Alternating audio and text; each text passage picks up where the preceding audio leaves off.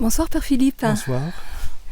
Alors, je vous ai rencontré dans le cadre de ce grand rassemblement que Bernard Clavière a réalisé entre le 14 et le 28 juillet, un grand rassemblement de jeûneurs.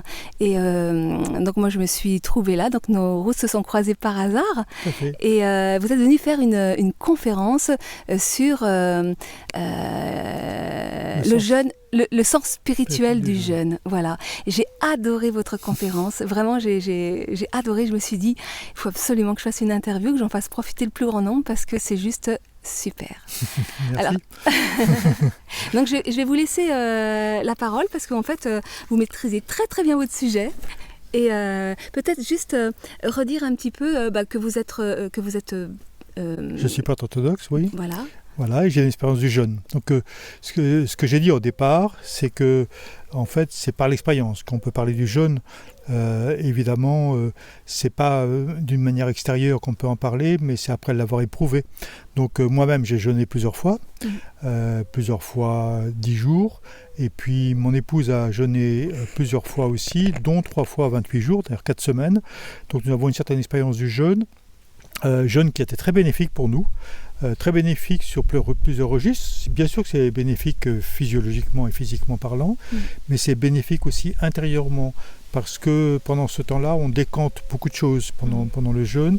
D'abord, quand on est dans le jeûne, on est un petit peu à l'écart des soucis et des problématiques, mais pour autant, il est important de continuer une activité. Nous avons toujours jeûné au sein d'une activité, c'est-à-dire nous avons continué notre activité comme d'habitude, et on jeûnait en même temps, ce qui veut dire que forcément, au bout du 2e, 3e jour, on ralentit les rythmes, parce qu'on ne veut pas avoir des mouvements brusques comme on le fait quand on a plein d'énergie, donc on est obligé de ralentir. En même temps de ralentir, ça nous permet de poser un autre regard sur les réalités, on entre un autre rapport avec les réalités, et puis d'autre part, ça favorise beaucoup la dimension d'intériorité, parce que comme on a moins d'énergie, on est obligé d'être plus au-dedans, d'être plus attentif aux gestes que l'on fait, être plus conscient des gestes, et là vraiment s'inscrit toute la dimension de la spiritualité. Oui. Pour moi, la spiritualité, elle commence dans l'attention intérieure, dans le fait d'habiter consciemment son corps, de se situer à l'intérieur de soi-même, et par là d'avoir un autre regard, une autre vision du monde, un autre rapport au monde extérieur, et commence une aventure. Ouais. Nouvelle, magnifique. Et ça, c'est souvent un aspect oublié du jeûne, parce que de plus en plus le jeûne prend sa place. On lui reconnaît les vertus thérapeutiques, mais souvent on va faire un jeûne pour ses vertus organiques, de détoxination du corps, de nettoyage du corps, mais c'est une véritable opportunité d'éveil de la conscience, d'éveil du cœur, et qui est souvent mise de côté. Voilà, j'ai souligné dans cette conférence qu'effectivement nous connaissons les vertus physiologiques du jeûne, et effectivement on n'y recourt pas assez, parce que des personnes qui sont aux prises avec la maladie ne pensent pas assez que le jeûne est une grande vertu thérapeutique, et je crois qu'il faut souligner ici. Maintenant, il est dommage quand on fait un jeûne de 14 jours qu'on en ressorte certes avec des kilos en moins, mais qu'on n'ait pas bénéficié de cette expérience intérieure, ou en tout cas qu'on n'ait pas vu les vertus spirituelles de l'expérience du jeûne. Donc je crois que c'est très important de le vivre pleinement et d'accepter pleinement de vivre le jeûne dans tout ce qu'il... par rapport à tout ce à quoi il nous ouvre. C'est-à-dire qu'en fait, d'abord, il y a un rapport avec la nature qui est différent. Quand on jeûne, on est beaucoup plus sensible, on entre dans la captation de toute l'énergie de la nature, d'une part, mais aussi on est beaucoup plus sensible au vivant, d'une manière générale, et je crois qu'il s'agit de vivre pleinement ces aspects-là. Alors pleinement, ça veut dire que je crois qu'il s'agit d'accompagner le jeûne par de la marche, aller marcher dans la nature, de vivre consciemment, c'est-à-dire d'avoir la conscience des pieds, avoir la conscience du corps, avoir la conscience de la respiration intérieure, mais de la respiration avec la nature aussi, et puis par là d'entrer dans une sensibilité intérieure qui nous ouvre un autre paysage, et ce paysage-là, dont on aura fait l'expérience, on pourra le retrouver même après la sortie du jeûne. Donc c'est pourquoi je crois qu'il s'agit de non seulement évidemment vouloir bénéficier des bienfaits physiologiques, mais c'est surtout l'occasion d'une expérience inédite qu'on ne pourra pas forcément reproduire comme cela. Alors à la conférence, vous parliez des grands jeûneurs mystiques aussi. Jésus lui-même... Mais Jésus a jeûné 40 jours, 40 nuits, donc il est un jeûneur, et on voit bien que dans son expérience de jeûne, et les mystiques c'est la même chose aussi, il y a une purification du corps, mais avec la purification du corps arrive la purification de la psyché. Tout d'abord, il y a plein de choses qui remontent pendant le jeûne, des vieilles mémoires, il y a aussi des choses non assumées de sa propre vie, donc il y a toute une émergence de l'inconscient, et c'est l'occasion de faire tout un travail intérieur, et je crois qu'on devrait certainement accompagner médicalement le jeûne, mais aussi accompagner psychologiquement et spirituellement le jeûne.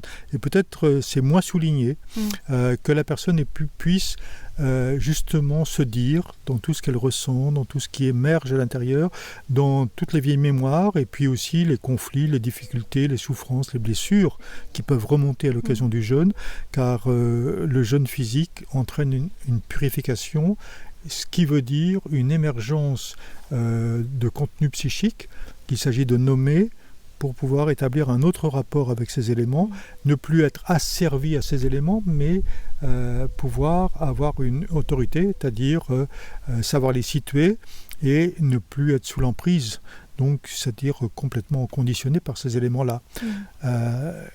Alors Jésus, justement, on voit, après 40 jours, 40 nuits, il est tenté par le diable.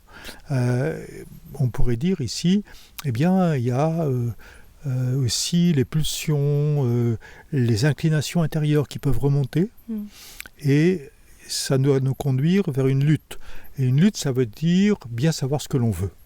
Et une lutte, ça veut dire d'abord choisir la vie et se positionner par rapport à toutes les pulsions de mort.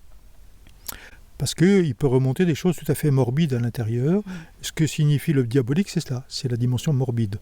Donc il peut remonter des dimensions morbides, et c'est l'occasion de les nommer, de les reconnaître en tant qu'elles sont à l'intérieur, et justement les reconnaître et les nommer, c'est les faire sortir à l'extérieur. Voilà. Donc c'est l'occasion de toute une purification, et par là d'un allègement, d'une part, et puis d'autre part d'une ouverture sur un monde profond, qu'est le monde spirituel, et qui peut nous amener à un émerveillement. Et à ce moment-là, on entre dans une perception au-delà des apparences. Donc dans le mouvement ordinaire de la vie, on est enfermé dans les apparences. On voit que l'en dehors des choses. On voit que ce que veut bien nous montrer veut bien nous montrer la personne. Et dans cette purification, alors on commence à percevoir au-delà des apparences, c'est-à-dire à sentir la souffrance de la personne derrière la façade qu'elle veut bien nous offrir, mais on peut sentir aussi la nature palpiter et respirer derrière les apparences qui peuvent apparaître tout à fait statiques. Voilà. Donc on entre dans une autre perception, et cette autre perception nous ouvre évidemment sur des réalités profondes qui peuvent complètement nous amener vers une nouvelle conscience de la vie et une nouvelle perception de la vie qui peut changer complètement notre trajectoire spirituelle et humaine. Oui, je confirme, parce que à travers ma propre expérience à moi, dans laquelle je n'ai pas jeûné, mais je me suis plus ouverte à ce qu'on appelle la nourriture pranique. Et ça a été vraiment le grand chamboulement de ma vie, de m'ouvrir pleinement à, je dirais, à l'amour, avec un grand A, et de constater, de pouvoir observer combien tout est expression d'amour qui se cherche à travers nous, et qui vient nous titiller dans nos failles pour qu'on l'accueille, on se laisse traverser par. Et Christian Singer disait que l'amour est la substance même du cosmos. Et l'amour signifie concrètement que tout est en lien. Qui dit amour dit qualité de relation, et nous percevons le vivant. Et le vivant, c'est dire que tout est lié, tout est en interdépendance, en interrelation, et donc nous entrons dans cet univers du vivant. Nous y sommes, mais souvent, nous disons spirituellement que nous sommes en exil de ce vivant, c'est-à-dire nous voyons des choses statiques, et nous sommes dans un processus de chosification du monde, c'est-à-dire de réduire le vivant à des objets. Or, en fait, on voit, par exemple, une table, une chaise comme un être, comme des réalités inertes, mais l'arbre aussi comme une réalité inerte, comme une chose. En fait, quand on jeûne, en particulier, on entre dans la perception que l'arbre est vivant, et je peux entrer en relation avec l'arbre, entrer en relation avec des éléments de la nature, et que cette relation dit la dimension de l'amour, c'est-à-dire dire que tout est interconnecté et que en fait il y a un lien profond entre l'arbre, le végétal, l'animal, l'humain, et dans cette conscience de l'unité, alors on ne peut pas agresser un élément végétal ou animal parce qu'ils font partie de nous-mêmes, ils font partie de la vie, et agresser un animal ou agresser un élément de la nature, encore plus un être humain, c'est se nuire à soi-même. Donc on se sent faire partie d'un tout, et ce tout n'est pas une globalité, ce tout c'est l'ensemble des interconnexions qu'il y a entre les éléments du vivant, humains compris. Voilà, donc je crois qu'il est absolument urgent aujourd'hui dans la traversée que nous faisons, et même j'oserais dire la mutation que nous vivons, qu'on entre dans cette perception-là.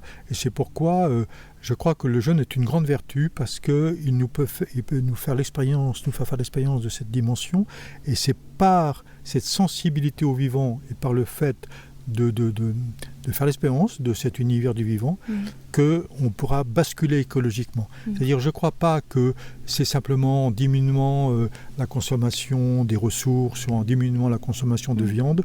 Je pense qu'il faut vraiment changer d'état d'esprit. Et j'explique que, en fait, les racines de la crise écologique sont dans le cœur de l'homme. Pourquoi ? Parce que, en fait, le problème fondamental s'inscrit à partir d'un esprit de convoitise, d'un esprit de cupidité, d'un esprit de domination, d'un esprit de prédation, d'un esprit de dévoration. Et ça, c'est dans le cœur de l'homme. C'est pas quelque chose qui est obligé pour la survie de l'homme. Non, c'est une manière de se comporter par rapport au vivant. Et je crois qu'on ne peut pas se comporter d'une manière agressive. Comment on pourra aller pleinement vers la vie en abusant du vivant, et en tout cas en l'agressant. Donc je crois qu'il s'agit de sortir d'un processus de rivalité qui est le paradigme sur lequel vit notre société, pour entrer dans un rapport de coopération, c'est-à-dire de prise de conscience que dans la nature tout coopère, les électrons avec les protons d'une part, mais aussi tout est en interaction et en coopération, et génère, je dirais, des propriétés nouvelles, des qualités nouvelles par la coopération, de même que quand il y a une relation avec l'autre, il y a l'autre, il y a moi, mais il y a aussi plus que l'autre et plus que moi, parce qu'on s'enrichit dans la relation. Et bien tous les éléments dans le cosmos s'enrichissent par la relation, et donc il faut changer de paradigme, passer de la rivalité ou de la concurrence à un esprit de coopération où nous pouvons tous nous enrichir les uns les autres, et ça s'appelle l'amour, ça s'appelle la bienveillance, ça s'appelle l'amour, ça s'appelle la coopération, et ça s'appelle aussi entrer pleinement dans le mouvement de la vie qui est amour, parce que l'amour c'est le substrat du créé et le substrat de tout le cosmos. Alors je ne sais plus comment vous l'abordiez, mais vous avez parlé beaucoup du désir. Oui, j'ai approché le désir parce qu'on m'a posé la question justement sur le désir, et je trouve qu'il est très important de réhabiliter le désir. Pourquoi ? Parce que c'est une chose que nous ayons été mis à l'existence, donc c'est nos parents qui nous ont engendrés. Et est-ce qu'on a demandé quelque chose ? Voilà, peut-être pas. Certains disent que oui, mais ça leur appartient, et ceux qui pensent à la réincarnation et qui pensent qu'ils ont décidé de venir, alors ils sont 2 fois plus responsables de leur venue ici. Mais considérons que nous ne sommes pas responsables et que nous ayons été mis au monde par nos parents sans nous demander notre avis. Maintenant, la question qui nous est posée, est-ce que tu veux vivre ? Donc c'est la question du désir, parce que être en vie est une chose, désirer vivre est autre chose. Et celui qui n'a pas le désir de vie est à moitié mort. Donc je crois qu'il faut prendre soin du désir, et ça c'est fondamental, prendre soin du désir, c'est-à-dire prendre soin de notre élan intérieur, et nous voyons d'ailleurs que dans le cosmos, tout est lié à cette dimension de l'éros. C'est-à-dire au printemps, tout le végétal pousse. Voilà. Donc il y a une aspiration à la croissance, il y a une aspiration au développement, c'est inscrit dans le mouvement de la vie. Et finalement, désirer vivre, entrer dans le désir, c'est entrer dans le mouvement de la vie. Et par contre, ne pas nourrir le désir en nous, et c'est meurtrir la vie, et c'est se condamner à une mort lente, peut-être, mais lente, mais mort quand même.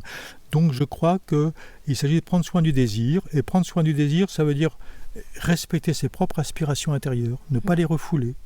Si on ne veut pas les vivre immédiatement, trouver les moyens pour pouvoir les vivre, c'est se respecter soi-même dans son élan de vie, et c'est d'autre part aussi savoir ce que l'on veut, parce qu'on ne peut faire ce que l'on peut que si on sait ce que l'on veut. Et si on ne sait pas ce que l'on veut, la société sait, elle, ce qu'elle veut pour nous. Nos parents peut-être savent, eux, ce qu'ils veulent pour nous. Et ce qui est important, c'est de se définir pour advenir à soi-même et être le sujet responsable de son propre devenir. Donc le désir est fondamental, il est au cœur. Si je prends référence à l'Évangile, alors il y a un jeune homme qui est dit riche, qui vient voir Jésus et qui lui dit « Qu'est-ce que je dois faire pour entrer dans la vie éternelle ?» Traduisons, pour entrer dans la vraie vie. Et il dit « Si tu veux entrer dans la vraie vie, si tu veux entrer dans la vraie vie. » Donc, premièrement, si tu veux. Donc il pose la question du désir. Si tu ne désires pas, tu ne pourras pas y rentrer. Tu vas te contenter de la banalité du quotidien. Mais si tu veux, à partir de ton désir, tu peux entrer dans la vraie vie. Ça signifie qu'aujourd'hui, tu n'es pas dans la vraie vie. Alors c'est quoi la vraie vie ? La vraie vie, c'est le fait d'entrer dans la pleine participation au vivant. Et entrer à la pleine participation au vivant, ça veut dire vivre intensément au cœur du quotidien existentiel. La vie immédiate, c'est pas la vraie vie, c'est la vie fonctionnelle, où je me lève le matin, je prends mon petit déjeuner, je vais, dans le meilleur des cas, vivre un temps de méditation, puis je vais travailler, puis déjeuner, puis ensuite je vais rentrer chez moi, faire la cuisine, et puis voilà, regarder un peu de télévision, aller me coucher, puis voilà. Ça, c'est la vie fonctionnelle, mais au travers de la vie fonctionnelle, est-ce que j'ai vraiment vécu ? Donc c'est quoi la vraie vie ? C'est ce que j'éprouve, ce que j'expérimente dedans, et comment je m'ouvre pleinement à la vie, au-dedans du cadre existentiel, qui lui n'est qu'un cadre et qui n'aura qu'un terme, il aura son terme, c'est-à-dire au moment de la mort, c'est terminé pour le temps existentiel, et le dramatique, ça serait de traverser l'existence sans avoir vécu. Eh oui, c'est comment je me sens vivant, comment je me sens vibrant, enfin moi c'est même pas des questions que je me suis posées, c'est qu'à un moment donné, c'est où effectivement je choisissais de vivre, où je mourrais, quoi. Voilà, donc choisir de vivre, alors... le fondement spirituel, c'est de choisir de vivre, ce qui nous livre à un combat. Et le combat, c'est dire oui à la vie et en même temps non à tout ce qui est mortifère en nous. Ouais. Donc il y a une lutte par rapport aux pulsions de mort. Parce qu'elles sont là. Parce qu'à un moment donné, on se décourage. Parce qu'à un moment donné, on entre dans le jugement, on entre dans la condamnation de soi. Toute la différence qu'il peut y avoir entre ce désir qui vient vraiment des tripes, qui vient du cœur, qui vient de l'être au plus profond, et puis ce « je dois vivre » parce que si je ne vis pas, il y a comme un sentiment de culpabilité, je vais blesser les autres. Oui, mais en fait, je crois que voilà, on voit deux registres. Il y a un élan, et puis après, il y a le « je dois ». Et ce que je dois, c'est comme une injonction. Oui. Et cette injonction-là, c'est il faut parce que d'abord pour respecter les autres, pour pas me laisser enfermer dans quelque chose. Donc on est dans un rapport moral. Et je crois que le rapport moral vient comme un obstacle sur la dimension du vivant. Donc je crois qu'il s'agit d'oser vivre. Et oser vivre ne veut pas dire vivre n'importe comment. Donc d'abord, il y a le mouvement de vie, l'élan de vie qu'il s'agit de laisser jaillir dans son expression naturelle et première. Et ensuite, il s'agit d'orienter ce désir. Parce que ce désir peut aller vraiment vers la vie, ou bien il peut se ternir vers des déviations. Donc je crois qu'autant il s'agit de respecter l'élan de vie en nous, autant il ne s'agit pas de faire n'importe quoi avec cet élan de vie.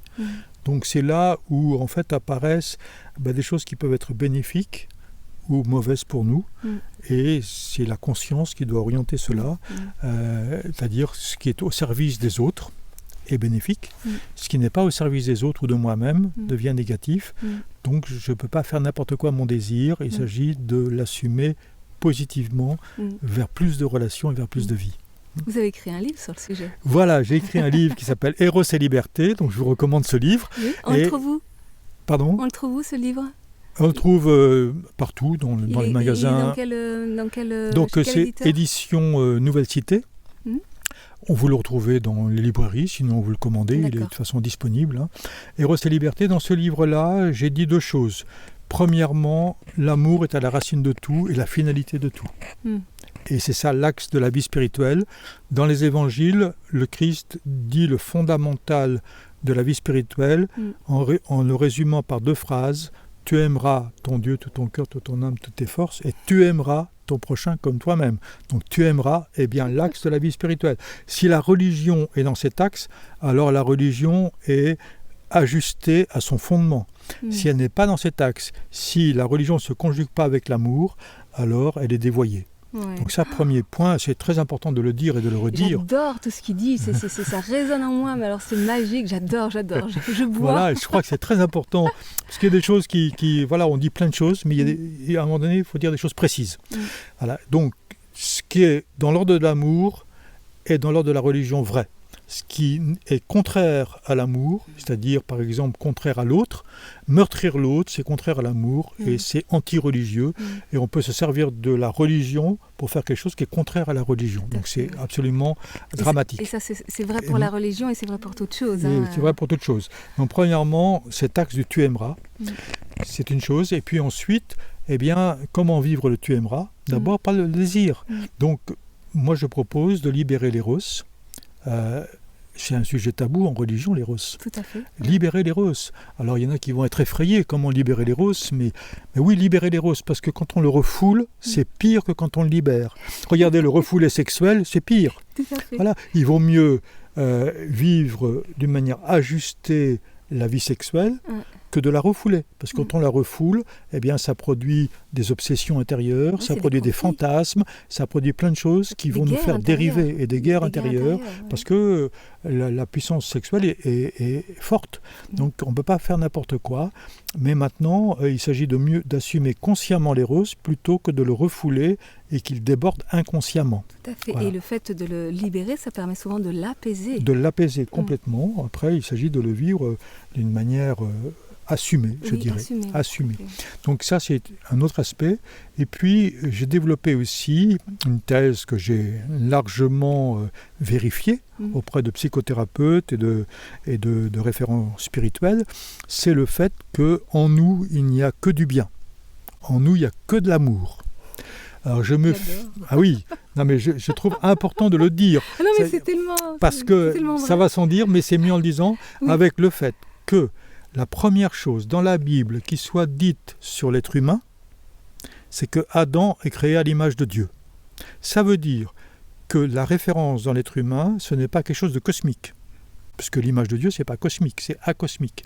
Donc ça veut dire qu'il y a quelque chose qui est en nous, qui n'est pas subordonné aux éléments cosmiques, qui n'est pas asservi aux réalités du monde. Donc il y a un espace de liberté en nous, et si on dit que l'homme est créé à l'image de Dieu, ça veut dire qu'au fond de lui, il y a la joie, il y a la paix, il y a la santé, il y a l'amour, il y a la liberté, et c'est ça qui est au fondement de nous-mêmes. Il n'y a pas de mal, il n'y a pas de mort en nous. Alors d'où viennent le mal et la mort, viennent du refoulé de la vie.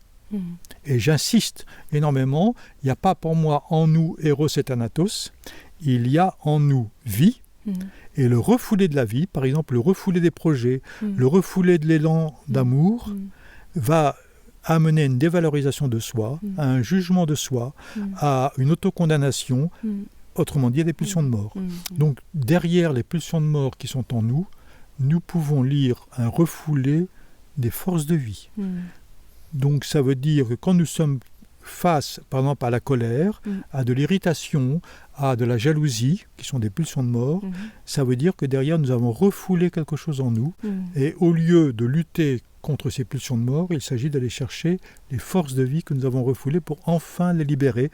Et ça, je trouve, au niveau thérapeutique, fondamental. C'est fondamental. Moi, c'est ce que j'appelle la résistance intérieure et comment j'explique que ce qui nous fait souffrir, c'est la résistance qu'on met à ce qui est.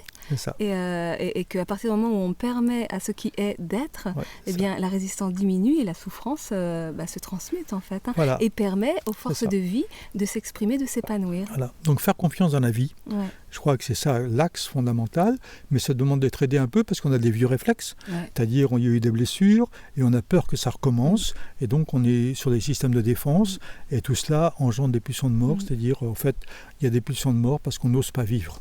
Donc on revient bien sur la question de l'éros, sur la question de l'élan de vie. En fait, on emporte en nous des pulsions de mort parce qu'on n'a pas osé vivre à un certain endroit. Donc maintenant, il s'agit de se remettre dans la vie.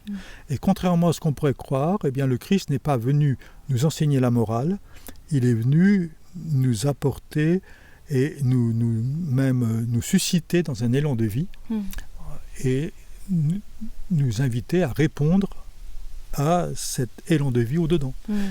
Donc pour devenir pleinement vivant, pleinement aimant, pleinement conscient, pour moi c'est ça l'axe de toute la vie spirituelle.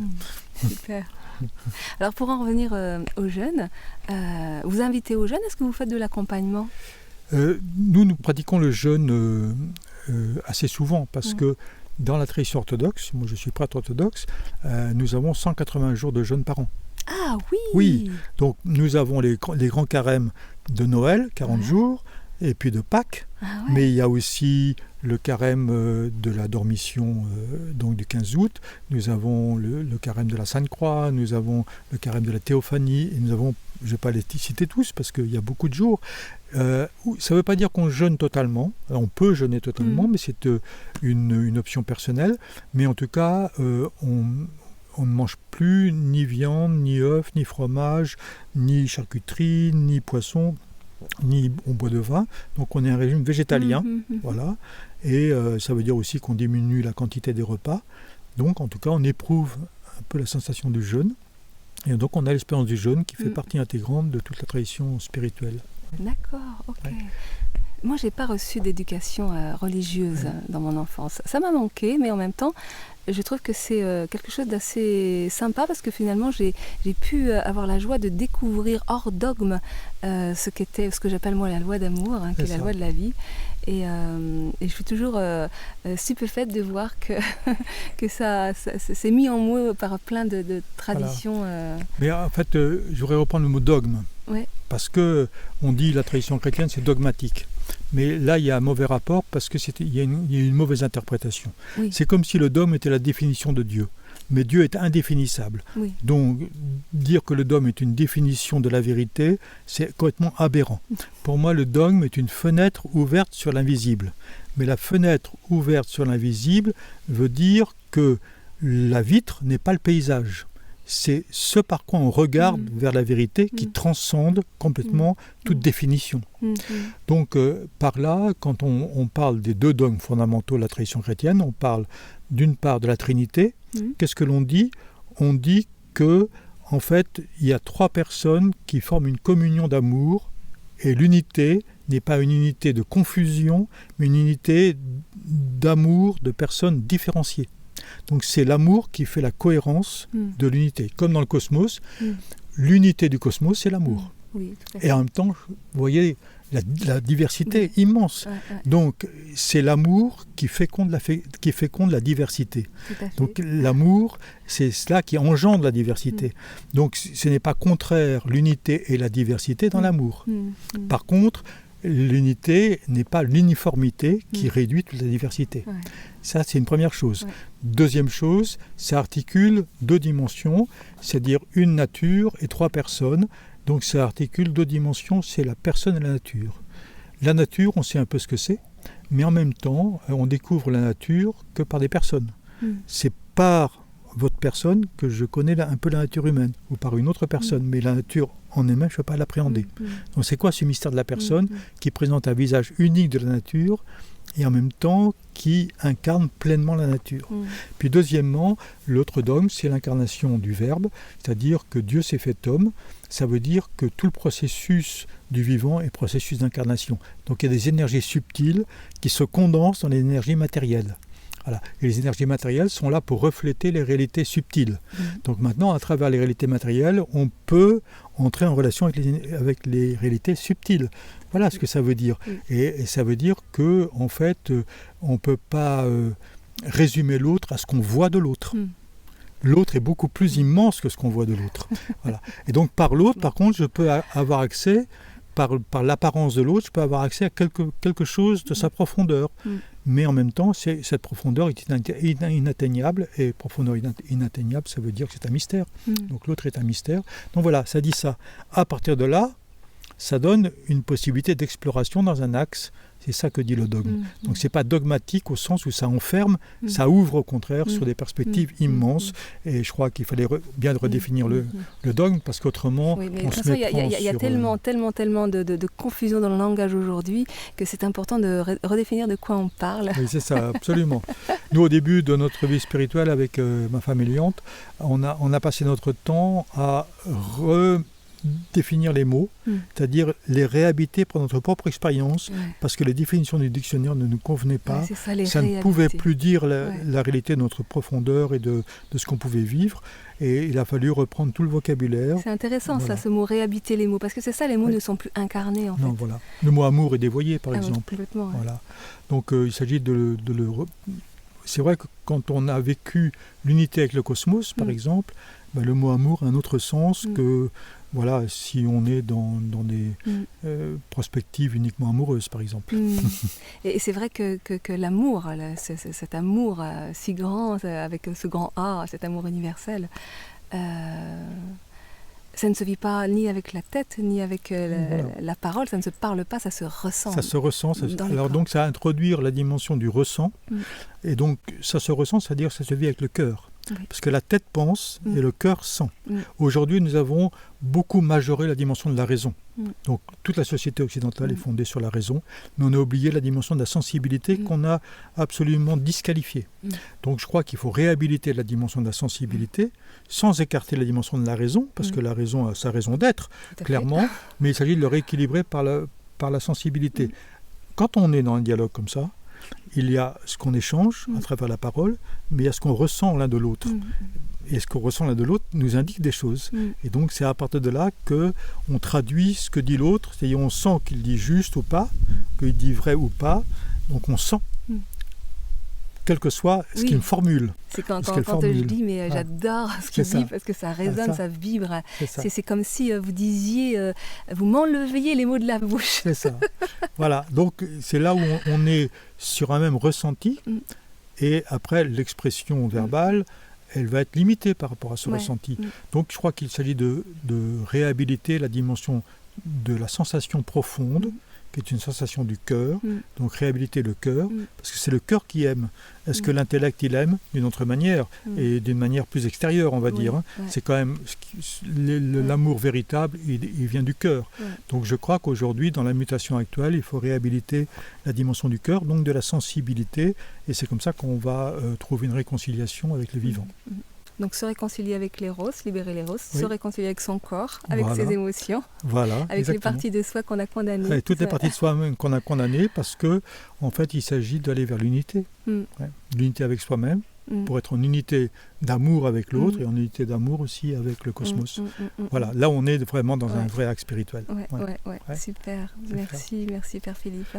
Alors juste pour nos internautes, on vous trouve où ? Vous êtes dans quelle région ? Alors donc, nous sommes au centre Sainte-Croix, c'est en Dordogne, une très belle Dordogne.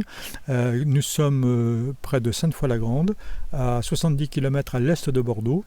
On nous trouve sur le site centresaintecroix.net. Vous aurez toute l'information sur le site, vous aurez des articles aussi sur tout ce qu'on vient de dire.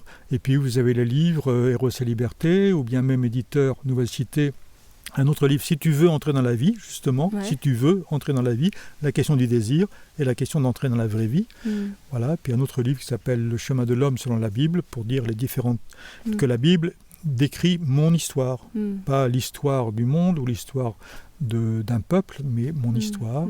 Voilà. Et puis ensuite, nous avons développé ici plusieurs sessions qui sont cohérentes avec tout le chemin de croissance spirituelle. c'est-à-dire partir de la thérapie, parce que pour moi, on ne peut pas faire l'impasse de sa propre histoire, donc on ne peut pas faire l'impasse d'une thérapie, et puis ensuite, comment conduire tout ce chemin thérapeutique vers un accomplissement spirituel, faire de prise de conscience, mais aussi de notre quotidien, un chemin de croissance spirituelle, d'évolution, pour s'éveiller sans cesse, et s'éveiller à une dimension qu'on n'aura jamais fini d'atteindre, comme dit limitée. Saint-Grégoire de Nice, père du IVe siècle, dit de commencement en commencement, par des commencements qui n'auront jamais de fin. Et donc, ça continuera dans la vie d'après, et ça sera infini, parce qu'on n'aura jamais fini d'épuiser l'infini. Donc voilà, on lance. Ce qui est important, c'est lancer le mouvement avec des approches très concrètes qui introduisent l'expérience et qui font faire des pas pour que les personnes puissent entrer dans la vie, justement. Bah oui, et quand on a décidé d'entrer dans la vie, on ne meurt plus jamais, puisque la vie est éternelle. Voilà, exactement. Donc c'est la proposition du Centre Sainte-Croix, c'est d'entrer dans la vraie vie. Et la principale, c'est d'y entrer. Et après, une fois qu'on est entré dans cette respiration, on est conduit. On est conduit. On passe sur une autre étape. Après, il est important d'avoir un accompagnement spirituel. On entre dans la prospérité. On entre dans la prospérité de la vie et on découvre sans cesse. Et c'est un émerveillement permanent. L'autre jour, vous disiez lors de la conférence que le mot spiritualité veut dire souffle. Voilà, le mot spiritualité a deux acceptions grecques. Il y a un mot qui est nous, qui veut dire le cœur profond. Donc, en fait, spiritualité renvoie au cœur profond, au cœur conscient. Et puis, d'autre part, il y a un autre mot, c'est le mot pneuma, qui est le souffle. Et ça veut dire que être spirituel, c'est être dans le souffle. Et le souffle, c'est ce qui relie toute chose. Le vent, on dit, et tu ne sais ni d'où il vient ni où il va. Le vent, il vient d'un endroit, il part à un autre, et il fait du lien entre tous les éléments qu'il traverse. Donc la spiritualité, c'est ce qui fait du lien, c'est ce qui relie, et c'est ce qui permet de mettre tout en mouvement, et donc de nous faire entrer dans le vivant, pleinement. Super. Donc pour moi, la spiritualité, c'est devenir pleinement conscient, c'est le nous, pleinement vivant, c'est le pneuma, et puis pleinement aimant, c'est l'axe de toute la vie spirituelle. Voilà, et pour nous, c'est comment introduire dans ce souffle-là. Voilà. Super. Alors, pour terminer l'émission, un petit mot de la fin. Un petit mot de la fin. Je vous souhaite de devenir pleinement vivant, aimant et conscient. Et puis, d'entrer dans la vraie vie. Je crois que c'est trop dommage de laisser s'effiler les jours après les jours et de se contenter du quotidien. Il y a tellement de belles choses à expérimenter. Pour ça, il y a la dimension du jeûne, il y a la dimension de la prière, il y a la dimension de la méditation, et il y a la possibilité de découvrir un monde immense à l'intérieur pour nous faire entrer dans un autre rapport au monde, une autre vision, et nous faire accéder à toute une dynamique d'émerveillement qui va nous faire découvrir que la vie est merveilleuse, bien au-delà de la galère existentielle. Voilà. Bonne vie à vous. Merci, Père Philippe Dautet. Avec joie. Au revoir et à très bientôt.